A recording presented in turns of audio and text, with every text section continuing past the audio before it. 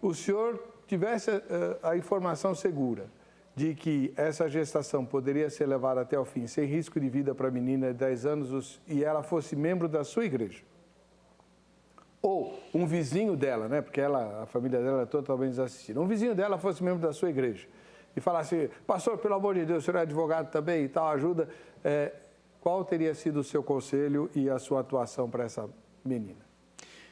Então, nesse caso, me colocando nessa posição, é muito difícil também nos colocar, porque todo mundo fala assim, se fosse comigo, né? Se fosse o pai dessa criança, né, e tal, e você tem um caso desse, você ia querer, né, ter esse filho fruto de um estupro, né? Seu neto. O neto, você olhar ali, sempre você vai lembrar dessa situação, todas as vezes que você olhar para aquela criança.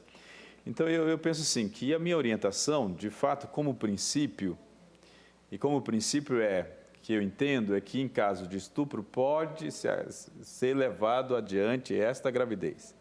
A criança, o feto, não tem culpa disso, é uma criança, então pode ser levado adiante.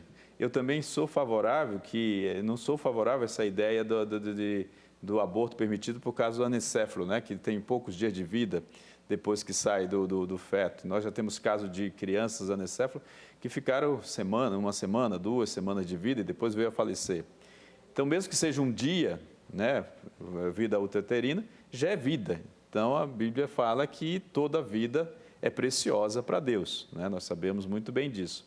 Então, toda vida é preciosa e nós temos, então, que valorizar a vida. Então, eu orientaria a família para trabalhar com essa criança para buscar levar esta gravidez até o final, efetivamente. Se me colocando no caso, sendo uma filha, é muito difícil porque é difícil falar hipoteticamente nesses casos, porque você só vai saber estando lá no problema, né? E aí, estando lá no problema, você pode até nem ter condições nenhuma de decidir, porque emocionalmente você está tão abalado que você não tem condições de decidir. Então, essas vítimas, na maioria das vezes, elas não têm condições de decidir. Então, ela chega aqui e fala assim, não, tira essa criança, tira essa criança.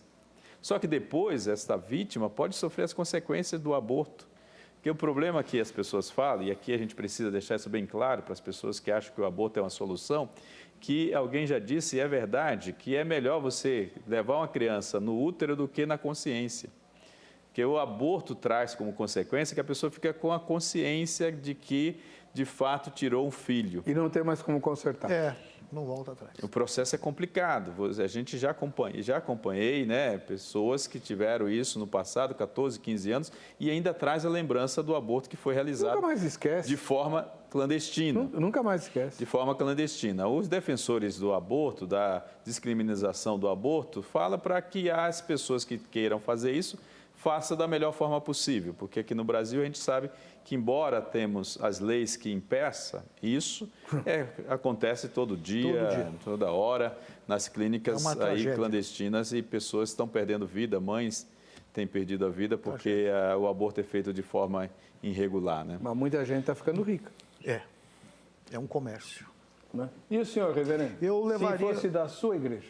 Eu orientaria a levar adiante a gravidez e procuraria, e se fosse minha filha também, diga-se de passagem, vítima de estupro, e procuraria dar todo o apoio possível a esta família, não só a criança, ou a mulher, ou a adolescente, vítima, grávida, mas a família como um todo.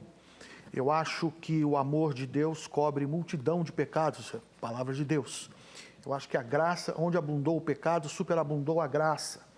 Eu acho que nós temos que fazer uma opção bastante decisiva pela vida, sempre.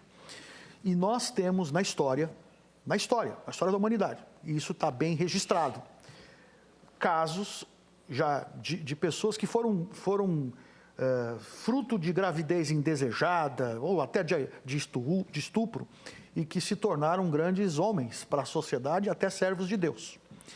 E, evidentemente, o caso mais famoso é o do Beethoven, né, que sempre é citado, mas há muitos casos. Deus pode transformar o mal em bem. Então, a minha opção sempre será pela vida.